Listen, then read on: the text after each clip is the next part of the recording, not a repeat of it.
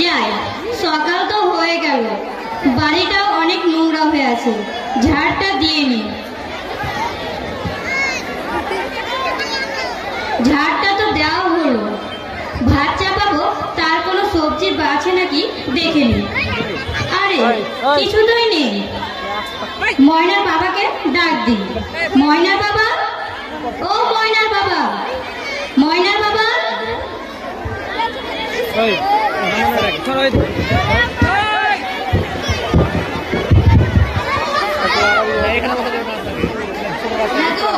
কিছু বলছো?